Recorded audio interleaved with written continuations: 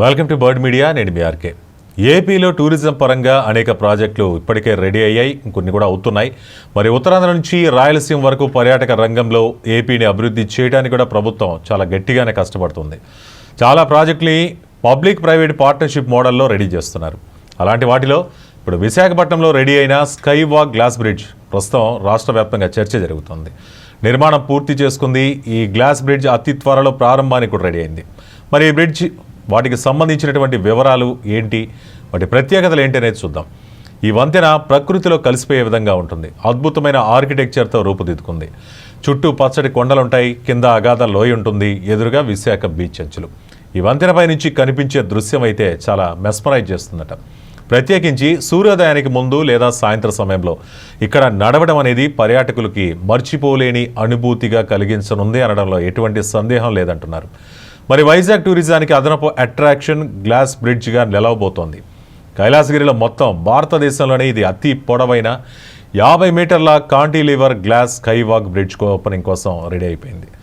7 కోట్ల రూపాయలతో నిర్మిస్తున్నారు ఈ బ్రిడ్జ్. ఈ ప్రాజెక్టులో భాగంగా 150 మీటర్ల పొడవైన 2 జిప్ లైన్లు, స్కై సైక్లింగ్ ట్రాక్లు కూడా ఉన్నాయి. ఇవి అడ్వెంచర్ ప్రియులకైతే అదనపు ఆకర్షణ అనే చెప్పాలి.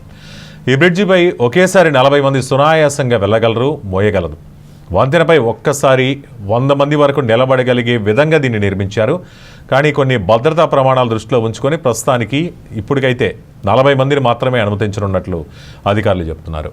ఇక బ్రిడ్జిపై నడవడం సురక్షితమైన, ఉత్తేజకరమైన అనుభవాన్ని ఇస్తుందని దీన్ని నిర్మిస్తున్న ఎవరైతే నిర్మించారో వాళ్ళు చెప్తున్నారు. నవంబర్ 18, 2024 నుంచి ప్రారంభమైంది ఈ గ్లాస్ బ్రిడ్జ్ నిర్మాణం. ఇది పూర్తయి ప్రారంభోత్సవానికి కూడా రెడీ అయిపోయింది. ఇది Visakhapatnam metropolitan region development authority అడ్వెంచర్స్తో కలిసి పబ్లిక్ ప్రైవేట్ భాగస్వామ్యంలో దీన్ని అభివృద్ధి చేస్తున్నారు. ప్రస్తుతం ఇప్పటికి కేరళలోని వాగమన్ గ్లాస్ బ్రిడ్జ్ 40 మీటర్లు ఉంది. ఈ రికార్డును వైజాగ్ స్కై వాక్ బ్రిడ్జ్ అధిగమిస్తోంది అని ఇక్కడ అధికారులు కూడా చెప్పారు.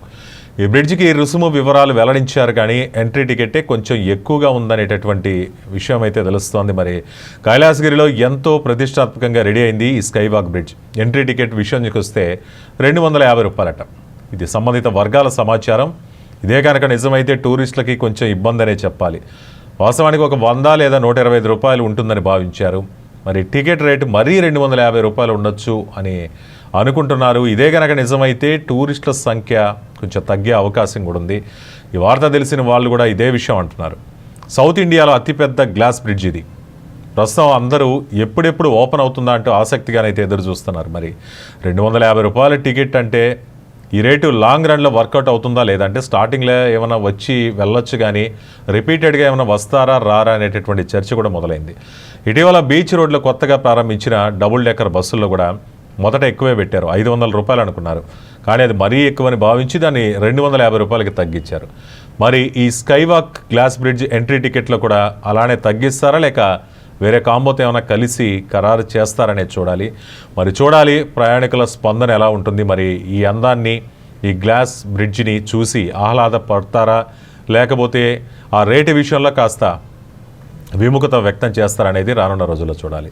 ఈ అంశంపై మీ అభిప్రాయాలు కామెంట్ రూపంలో తెలియజేయండి. చూస్తూనే ఉండండి బర్డ్ మీడియా. ఈ వీడియో కనుక మీకు నచ్చినట్టయితే లైక్ చేయండి, షేర్ చేయండి, సబ్స్క్రైబ్ చేయండి. అలాగే పక్కనే ఉన్న బెల్ ఐకాన్ని క్లిక్ చేయండి.